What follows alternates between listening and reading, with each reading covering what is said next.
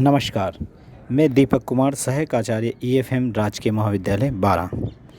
आज हम पढ़ेंगे व्यावसायिक अर्थशास्त्र की परिभाषा और व्यावसायिक अर्थशास्त्र की विशेषताएं।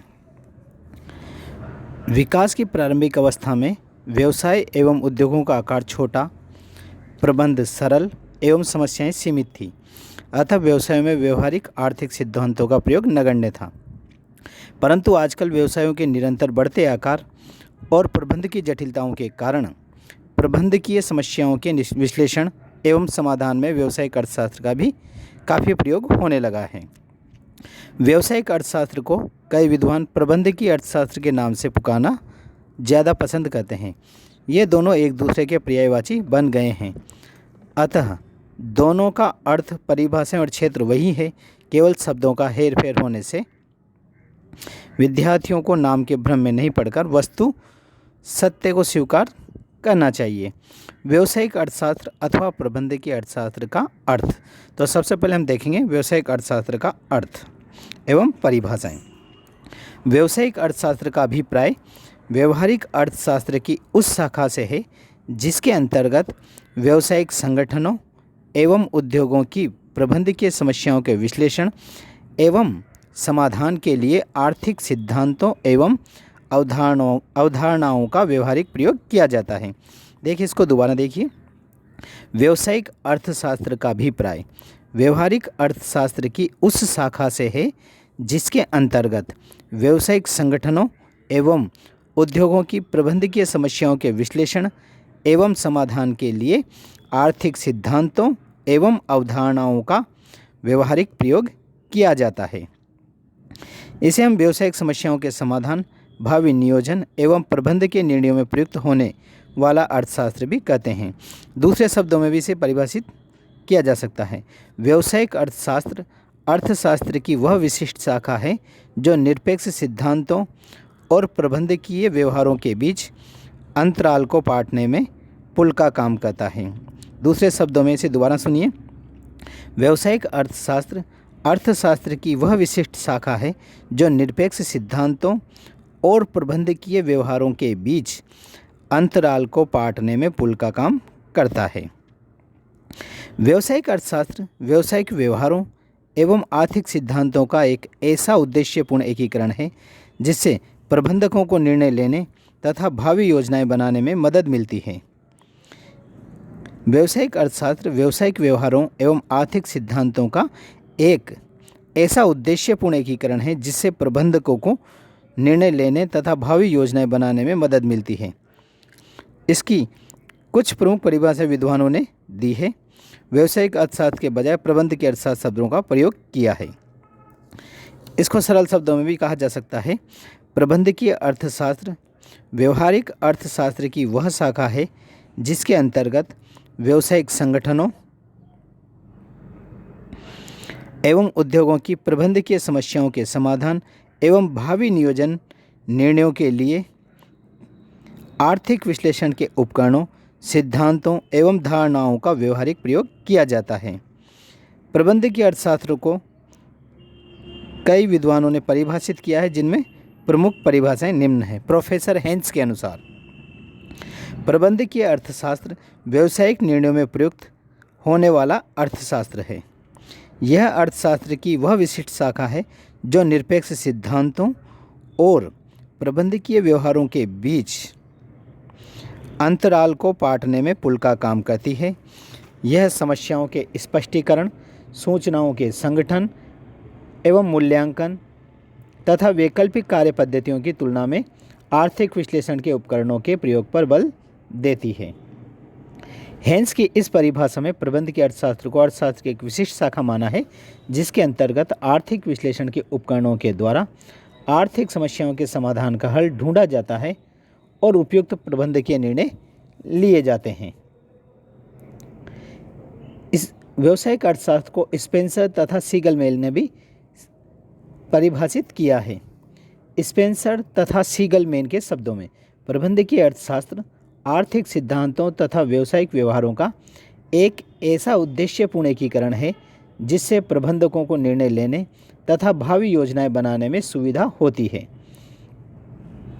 यह परिभाषा प्रबंधकीय अर्थशास्त्र को आर्थिक सिद्धांतों एवं व्यावसायिक व्यवहारों का समन्वय मानती है, जिसमें प्रबंधकों को निर्णय लेने और भावी योजनाएं बनाने में मदद मिलती है।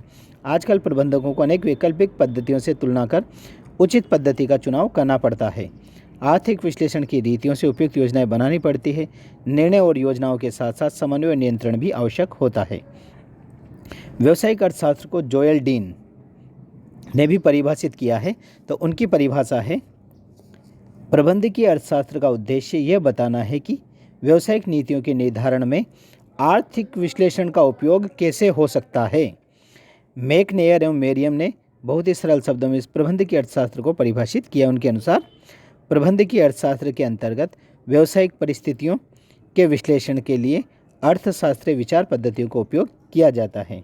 यह परिभाषा काफ़ी संकुचित है, क्योंकि इसमें केवल व्यावसायिक परिस्थितियों के विश्लेषण पर जोर दिया गया है, जबकि भावी योजनाओं के निर्णयों के पहलू की उपेक्षा कर दी गई है। इन परिभाषाओं के अतिरिक्त बेट्स एवं पार्किंसन ने व्यावसायिक अर्थशास्त्र को फर्मों के आचरण का सैद्धांतिक एवं व्यवहारिक अध्ययन माना है, जबकि जोसेफ एल मेसी ने प्रबंधकीय अर्थशास्त्र को व्यावसायिक निर्णयों की प्रक्रिया में उपयुक्त उपकरण माना है।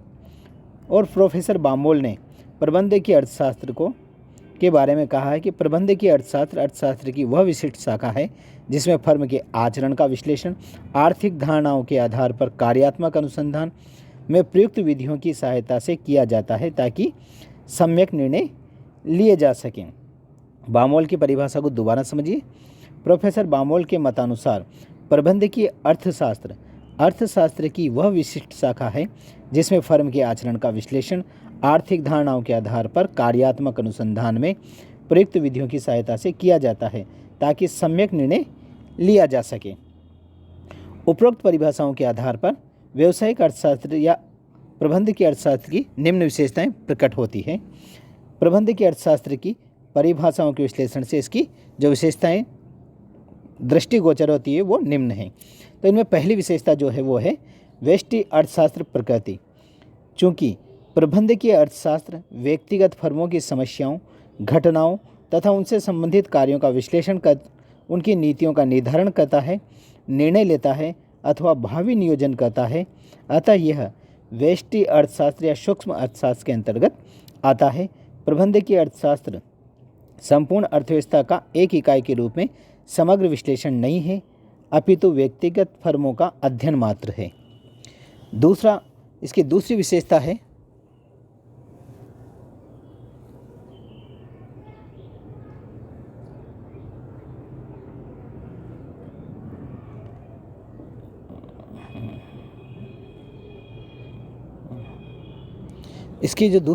है वो है समष्टि अर्थशास्त्रीय घटकों की उपयोगिता को मान्यता।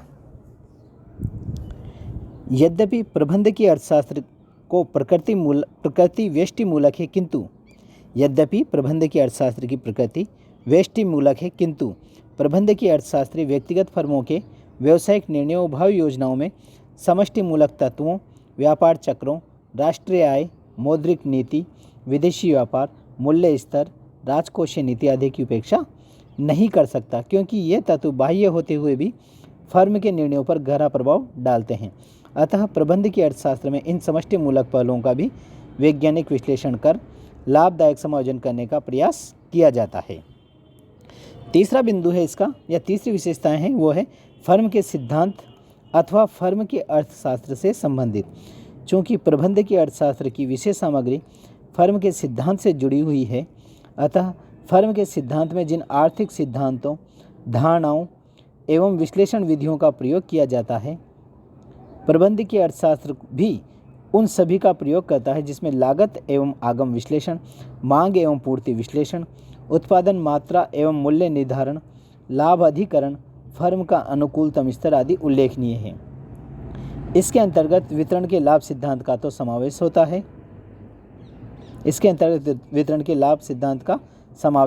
है।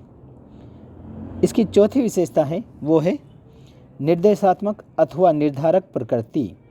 प्रबंधकीय अर्थशास्त्र की वर्णनात्मक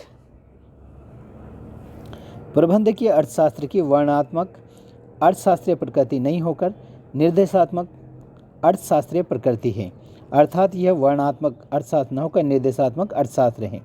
यह आर्थिक सिद्धांतों एवं व्यावसायिक व्यवहारों में सामंजस्य बैठाकर निर्णय एवं नियोजन संभव बनाता है। जैसे मांग का नियम मूल्य में होने वाली वृद्धि एवं कमी से मांग में क्रमशः कमी एवं वृद्धि का सूचक तो होगा, किंतु यह प्रभाव अच्छा है या बुरा उसका स्पष्टीकरण नहीं करेगा, जबकि प्रबंध की अर्थशास्त्र में इसके अच्छे व बुरे परिणामों का विश्लेषण किया जाता है, तभी उपयुक्त निर्णय संभव है। अधिक व्यवहारिक उपयोगिता। अधिक व्यवहारिक उपयोगिता। प्रबंध की अर्थशास्त्र आर्थिक सिद्धांतों एवं विश्लेषणों को आर्थिक निर्णयों और नीति निर्धारण में प्रयुक्त करने की विधि प्रदर्शित करता है, अतः यह सैद्धांतिक न होकर व्यवहारिक उपयोगिता का उपकरण है। अगली विशेषता जो इसकी है वो है अधिक परिष्कृत एवं नवोदित विषय। प्रबंध की अर्थशास्त्र सामान्य अर्थशास्त्र की तुलना में काफ़ी परिष्कृत विषय ही नहीं अपितु नवोदित विषय भी है। यह परिष्कृत तो इस दृष्टि से है कि आजकल इसके विश्लेषण में गणितीय रीतियों और वैज्ञानिक उपकरणों का व्यापक प्रयोग होता है, जिसमें कंप्यूटर आदि का भी समावेश होता है। यह नवोदित इस कारण है कि इस विषय का विकास मुख्यतः द्वितीय विश्व युद्ध के साथ साथ हुआ है। यह विकासशील शास्त्र है, ज्ञान की अपेक्षाकृत नवीन शाखा है जो अपने विकास के प्रारंभिक दौर से गुजर रही है। उपरोक्त विशेषताओं के आधार पर स्पष्ट है कि प्रबंध की अर्थशास्त्र ज्ञान की एक अधिक परिष्कृत एवं नवीन शाखा है जो व्यष्टिमूलक होते हुए भी समष्टिगत तत्वों का आर्थिक निर्णयों में समायोजन करती है। यह फर्म के सिद्धांत से संबंधित है, फिर भी इसकी व्यवहारिक उपयोगिता अधिक है क्योंकि इसकी प्रकृति वर्णनात्मक न होकर निर्देशात्मक अर्थशास्त्र की है।